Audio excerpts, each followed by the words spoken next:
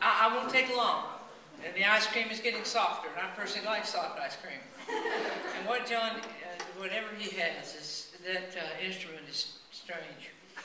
Anyway, I really am just here to thank you for what you have done, for giving to your institution. I know that our numbers in the past staff campaign, faculty and staff campaigns have varied in the last 6 years from 19% to 38%. And you all reached a new milestone of 40%. You need to give yourself a hand. Thank you. I particularly want to thank the co-chairs, the Senate President Richie Platt, he's over there, Kimberly Tatum, there you are, Kimberly, Michelle Lockhart, are you here today? Yes, Michelle, and then Latrice Gully from Emerald Coast. Is she here today? She's not, but anyway, I thank her. It is, as you well know, there are various measurements of loyalty and support. I mean, people talk the talk a lot, but walking the walk means writing a check in this case. And demonstrations of support and how it's measured, in this case, numbers of people given as opposed to the amount of money, which was over $216,000. That's going to stay here on our campus. And that's a lot of money. It's going to go for scholarships, it's going to go for programs, it's going to go to academic departments, and it's not like it goes out the door to another charitable organization.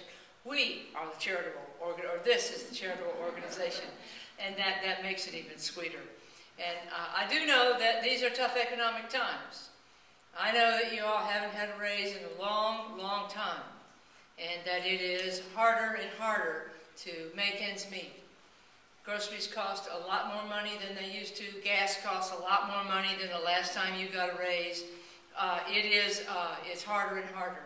And in spite of this, you all have hit record levels of giving, and record percentages of people giving. So you twisted some arms. You got into their checkbooks and got into their wallets, and that's not easy to do.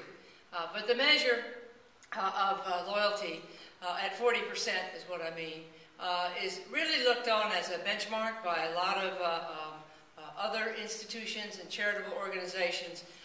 When they look at the University of West Florida, do they want to give money to us?